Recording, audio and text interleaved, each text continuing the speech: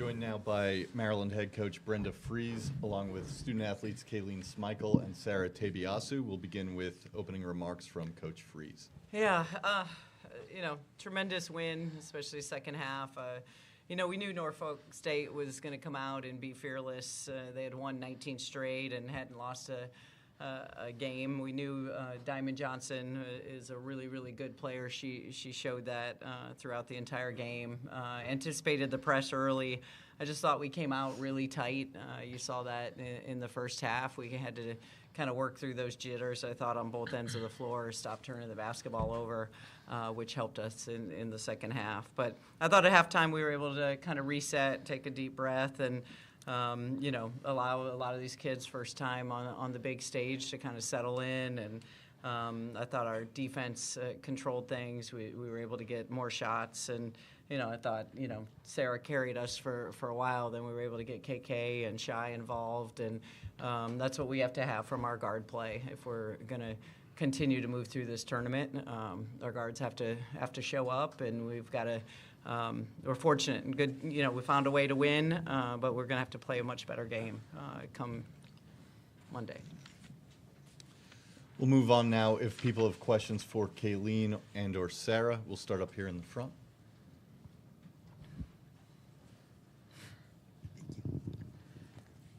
Hey, y'all. Kareem Copeland, Washington Post. Sarah, can you kind of share a little bit of what your mindset was going into that second half? I saw kind of after you got done shooting, kind of took a breath for a second and then came out and knocked down those 2 threes right away. So how did you want to approach that second half? I would say I was just confident. I saw at the half, I hit one, and I was like, okay, shoot the next one. It's just confident, and my teammates were like, keep shooting. We need you to shoot. So that gave me confidence, and I kept shooting, yeah. Max Schaefer to Pseudo Times. For either of you guys, Johnson had 16 in the first half. You guys held her to 2 in the second half. Was there a defensive adjustment that you made that you felt was effective, or just were able to play better defense? I think we were just able to play better defense. I think we were letting them just do what they wanted to do in the first half, and I think we came out in the second half, we dictated what they were doing, so I feel like that had a big part. R11, dream big. Sarah, was there a moment this year where you kind of felt a mindset, shift in your mindset or in your game? I would say probably Oregon game.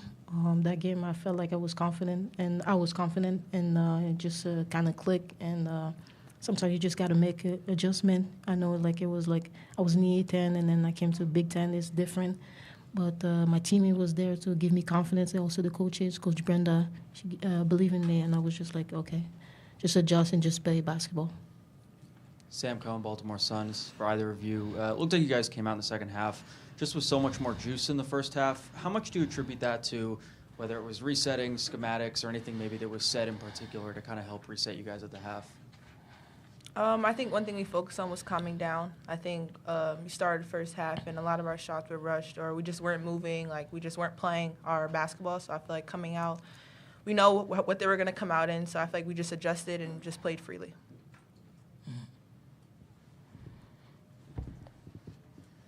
Hey, ladies, Rob Knox from The Next.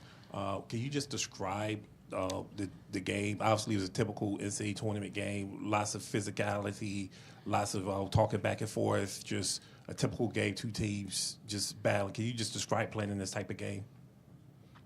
I know every possession mattered. We had to come out and play 40 minutes hard. We started off slow, but we picked it up, and I feel like we did a much better half, and we did much better in the second half, and I think we played more together, we were more aggressive, and I feel like that had a big part in it. Hey, Nolan Rogalski, WBC Sports. Kayleen, when you were subbing back in late in the first, Coach Fries came over, said something to you, dapped you up. What did she say to you, and what has it meant to you being able to play under her this year? She just told me to play my game. I think this first half I was a little nervous. It's my first March game. I feel like that's normal. And she just told me to play my game, play free, and just do what I do. And playing under her means a lot. Now she pushes me every day, instills confidence in me, and wants to see me better. And I feel like having a head coach who just wants to see you better and who's able to, help me get to the next level is just I'm blessed. Do we have more questions for Kayleen or Sarah? We'll go right up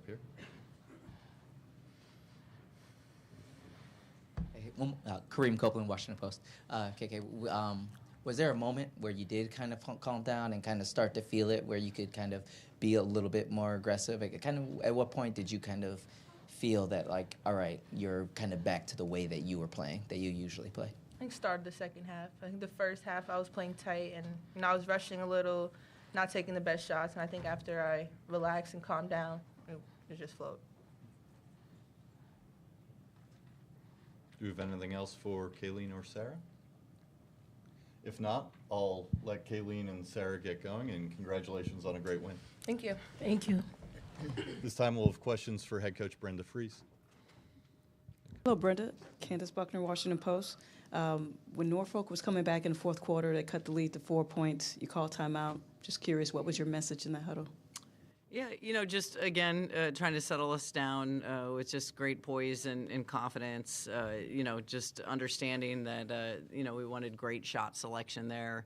And then we needed to do a better job guarding. So, the one-on-one defense, being more aggressive. Jared Hoffman, HBCU Sports. Coach, this Norfolk State team has a reputation for being a crafty defensive team. They have an intense motor. Anytime they see the ball, they're swarming. What were kind of the challenges that they presented to your team, and what were kind of the adjustments that you felt like your team needed to make to give yourself a chance to win? Yeah, they're all winners. You can tell the experience that they have, with a roster like that. They weren't going to be afraid of the moment. We knew that. They've played in the NCAA tournament. They played with a chip on their shoulder. I thought they had the pace going where they needed it in the first half, a game in the 30s and keeping it low scoring. So, I thought we had to really make an adjustment in the second half to be able to pick up our pace, especially, defensively once we were able to get going. That led to a lot of great things on the offensive end. But like you saw, they're a tough out. That's the really well-coached team, a team that, plays really, really hard and gave us a lot of problems. Kareem Copeland, Washington Post. You were kind of talking a little bit about making some of those adjustments, and I'm wondering if you could kind of expound on that a little bit. 30 points in that third quarter, had 30 in the entire first half. Is that shots just falling, or did you do something to kind of create better looks? Well, we stopped turning the basketball over, so that was helpful. I think we only had 2 or 3 turnovers in that second half. So, when we get shots at the basket, some pretty good things happen for us. So, again, we just kind of stressed, one, just the reset we needed at halftime, the pace that we needed to pick up on both ends of the floor. And I'd love to say it was some elite level play calling, which, we were able to get some good things out of the zone when we went back to back with Sarah's threes, and then we got KK going. And again, our guard play has to, in the tournament, everyone has to show up in order for you to be successful. Sam Cohen with The Sun. Maybe a simple question, but you talked about how tight you guys played in that first half. How comforting is it as a coach to watch those two combine for 8 threes, to shoot the lights out the way they did and really tilt the game in that way? Yeah, really comforting. They put a lot of time in, and they should have that kind of confidence because they put the work in. And I thought, the two of them, the inside presence we had with Allie Kubik, I thought this was one of her better games, that she gave us a great presence all night. I thought she was really confident and really strong, and you need to kind of have that inside-outside presence within your team. As Kayleen was saying, and as you were saying, first time for some players, were you kind of expecting some tightness at the start? I was in the first quarter. I didn't think it would lead to the second. So it took a little longer than what I anticipated. But, it took us a full 20 minutes in the halftime to be able to reset. So I'm hopeful as we move forward we can, get back to playing the way we're used to playing. I wonder what this might say about women's basketball and the parity you're seeing now. You saw 12 and 13 seeds play very good basketball.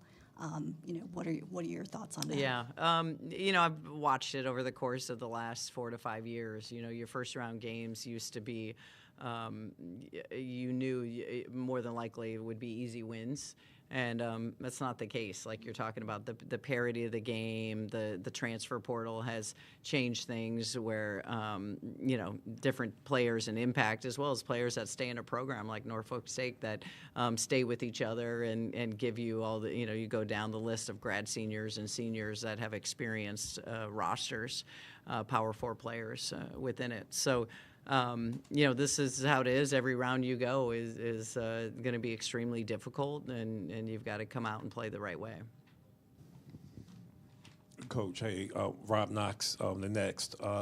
What's been Sarah's biggest growth moment or area this year for your program, and how did you see that reflected out on the floor this afternoon? Gosh, where do I begin? I think everywhere. When you first talk about her running the team and knowing what we want, she understands the system. Then when we needed her offense and that's taken off. She's an elite level scorer. And then she's become, quite honestly, like one of our best defenders. She's really coming from VCU. When she first got here, she wasn't that. I mean, she's taken great pride on both ends of the floor. And you see when we have to take her off the floor, it's very impactful. We're missing a massive piece. So both ends of the floor, she's been huge.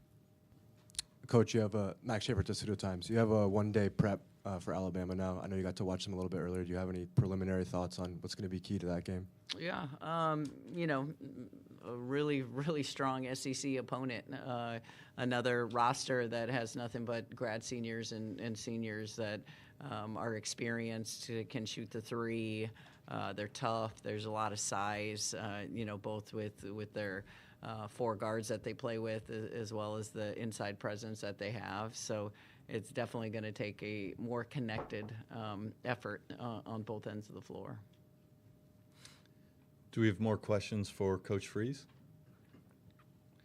If not, I'll let Coach Freeze get going. Congrats on the win. Thank you. Hammond Communications will post a recording of this press conference in the NCAA Digital Media Hub at ncaa.veritone.com. Transcripts are provided by ASAP and will be posted shortly. Thank you for joining us.